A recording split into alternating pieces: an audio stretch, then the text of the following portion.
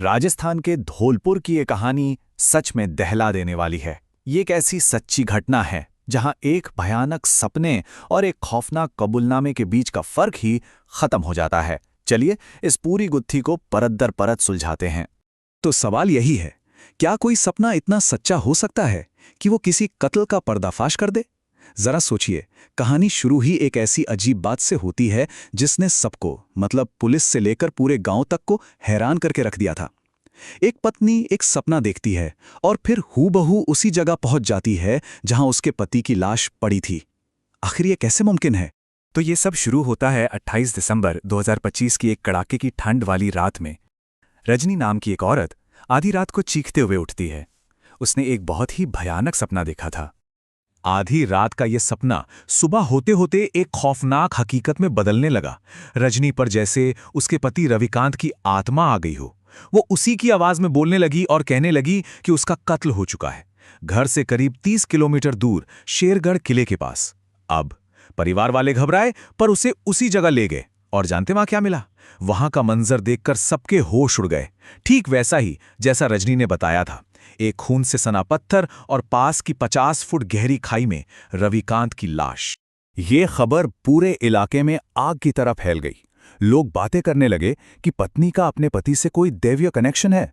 लेकिन जब पुलिस मौके पर पहुंची तो उन्हें इस सपने में कोई दैवीय शक्ति नहीं बल्कि एक गहरी साजिश की बू आ रही थी। पुलिस का माथा ठनका। भला कोई सपने में इतनी सटीक, इतनी परफेक्ट जानकारी कैसे दे सकता है? नहीं, ये महज एक सपना तो बिल्कुल नहीं हो सकता। कुछ तो गड़बड़ थी।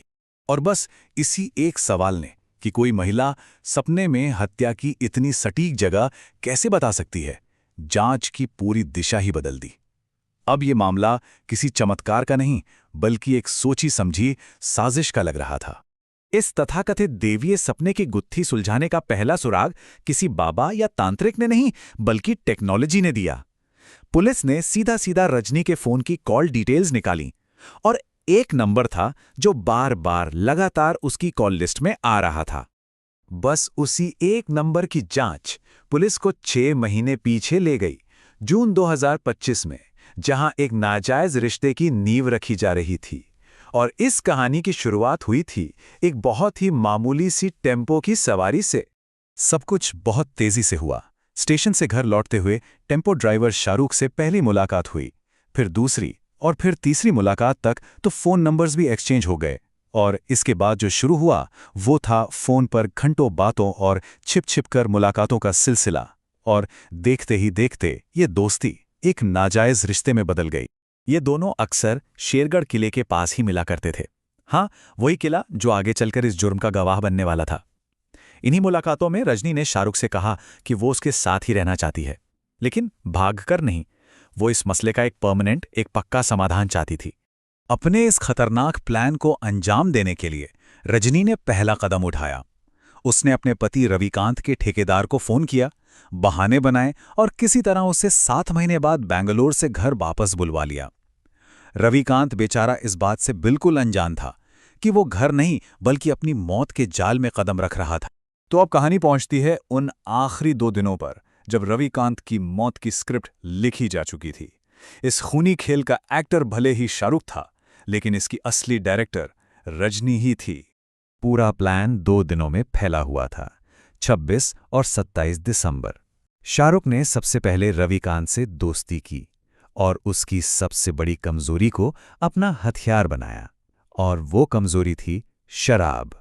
27 दिसंबर की रात प्लान के मुताबिक शाहरुख रविकांत को शेरगढ़ किले के पास ले गया। वहां दोनों ने जमकर शराब पी। शाहरुख बस उसे पिलाता गया और जब रविकांत नशे में इतना धुत हो गया कि उसे दुनिया का कोई होश नहीं रहा, तब शाहरुख ने अपना घिनौना खेल शुरू किया।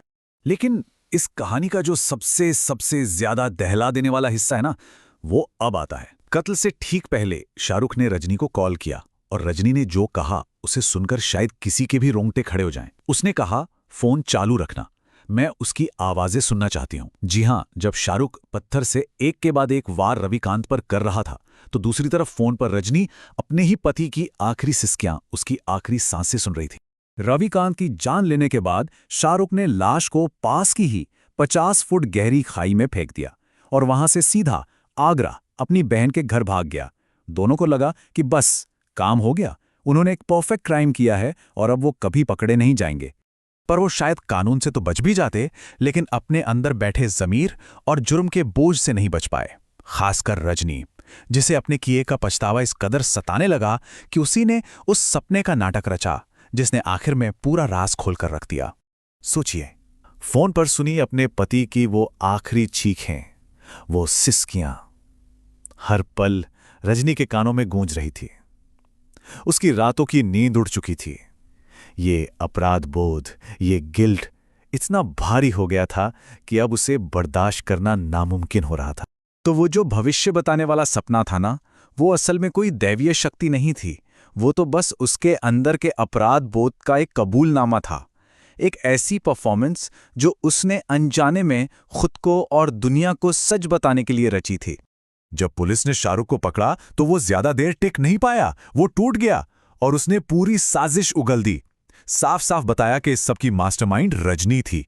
वहीं दूसरी तरफ रजनी का कबूलनामा पुलिस के सामने नहीं हुआ, बल्कि अदालत में अपने आंसुओं के जरिए हुआ, जब वो रो रोकर बस एक ही गुहार लगा रही थी कि उसे अपने बच्चों से एक आखिरी बार मिलने दिया जाए। इस पूरी कहानी का अंजाम एक ऐसी बर्बादी है जिसमें कोई नहीं जीता।